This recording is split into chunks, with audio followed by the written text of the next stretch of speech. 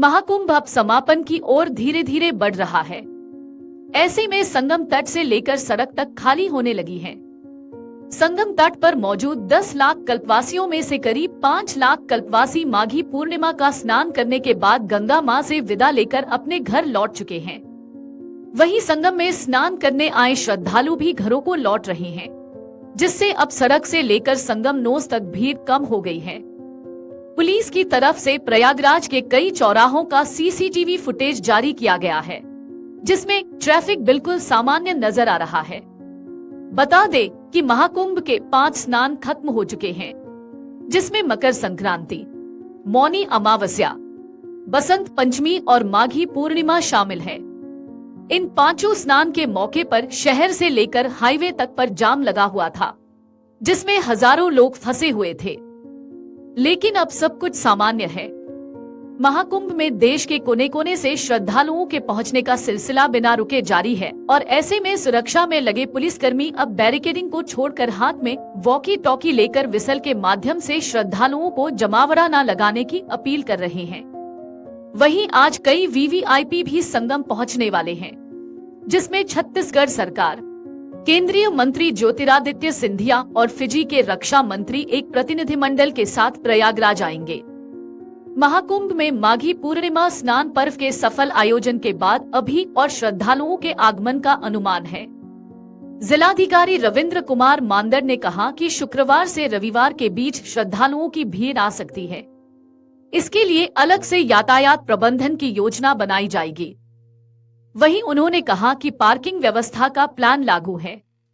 जो भी श्रद्धालु बाहर से आ रहे हैं, उनके लिए पार्किंग में वाहन खड़ा करने का प्रबंध किया गया है, जबकि पार्किंग से मेला क्षेत्र तक वो लोग शटल बस और ई रिक्शा के जरिए आ सकते हैं।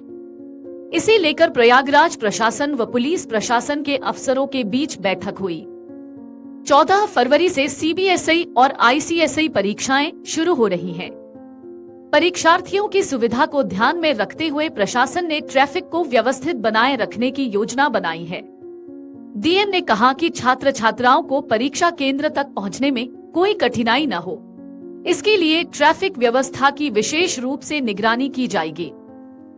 डीएम ने बोर्ड परीक्षार्थियों और उनके अभिभावकों से अपील की है कि छात्र छात्राएं परीक्षा केंद्र के लिए समय से पहले निकलें।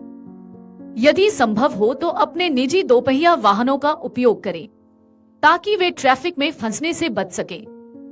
डीजीपी ने बताया कि महाशिवरात्रि से पहले भी पुलिस के सामने कई चुनौतियां हैं। कई सेक्टर में अखाड़े खाली कर दिए गए हैं, वहां सरकारी व ठेकेदारों के सामान रखे हैं। इनकी सुरक्षा के लिए 3 शिफ्टों में 24 घंटे पुलिस ड्यूटी लगी है। जब तक अंतिम श्रद्धालु भी यहां से नहीं चला जाता, तब तक पुलिस के जवान मुस्तैद रहेंगे, ताकि किसी तरह की अप्रिय घटना न हो सके। माघ पूर्णिमा पर महाकुंभ में संगम स्नान के लिए भक्तों का सैलाब उमड़ा। इस स्नान के बाद कल्पवासी लौटने लगेंगे। श्रद्धालुओं की सुरक्षा की सीएम योगी खुद मॉनिटरिंग की। संत रविदास जयंती भी मनाई गई। यूपी में आज छुट्टी दी गई है। योगी सरकार ने संगम में करीब 100 आईएएस और पीसीएस अफसर और भेजे हैं। बुधवार को महाकुंभ में 2 करोड़ श्रद्धालुओं ने स्नान किया।